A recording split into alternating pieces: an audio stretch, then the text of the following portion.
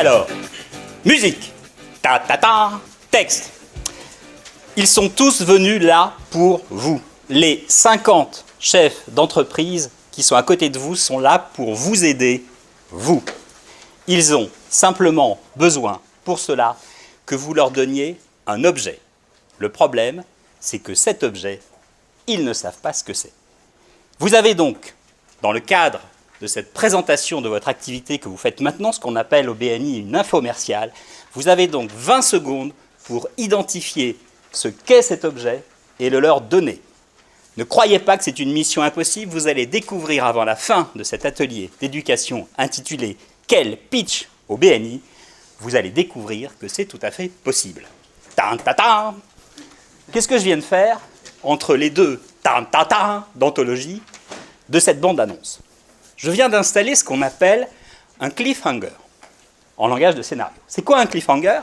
C'est un petit truc, petit détail, quelque chose comme ça, que vous mettez dans l'histoire, qui ne sert à rien sur le moment, mais qui va se révéler absolument utile et indispensable quelques minutes après. Vous savez, c'est l'inspecteur qui discute avec la belle-sœur de la victime, et à un moment, la belle-sœur de la victime raconte des trucs sur la victime, justement, et puis il fouille dans son sac, et puis dit « Ah bah où est-ce que j'ai encore mis ma lime à ongles ?»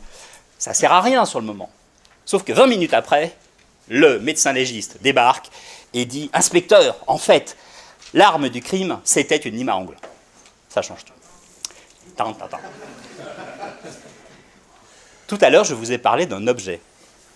Bien sûr, ce n'est pas un vrai objet que vous allez glisser dans votre infomercial, mais c'est justement ce cliffhanger. Un cliffhanger, ça veut dire un crochet en anglais, qui va s'accrocher dans la mémoire des gens qui vous écoutent. Une situation, un exemple, quelque chose qui va faire qu'au moment, peut-être pas là maintenant, dans cette réunion, mais plus tard, dans la semaine ou dans les 6 mois, au moment où cette situation va se présenter à nouveau face à eux, ils vont penser à vous. Par exemple, imaginons que vous soyez fleuriste. Si vous dites, ben voilà, je suis fleuriste et donc je fais des beaux bouquets, pensez-y pour la fête des mères. Qu'est-ce que vous avez accroché dans la tête de votre public? Rien du tout. Si vous dites maintenant, je suis fleuriste. Vous connaissez les interprètes français-anglais, français-allemand? Eh bien moi, je suis interprète français, langage des fleurs. Et savez-vous ce que j'ai eu à traduire cette semaine comme phrase? J'ai eu à traduire « Merci beaucoup, merci d'avoir sacrifié votre week-end pour que notre entreprise puisse obtenir ce nouveau contrat. » Vous venez de glisser un cliffhanger, une situation à laquelle tous les chefs d'entreprise qui sont là vont penser le jour où ça va leur arriver d'avoir à remercier une équipe qui s'est battue pendant un week-end pour gagner un contrat. C'est ça, la première leçon de comment réussir un pitch au BNI. Pensez au cliffhanger. La deuxième leçon, c'est la technique du portrait robot.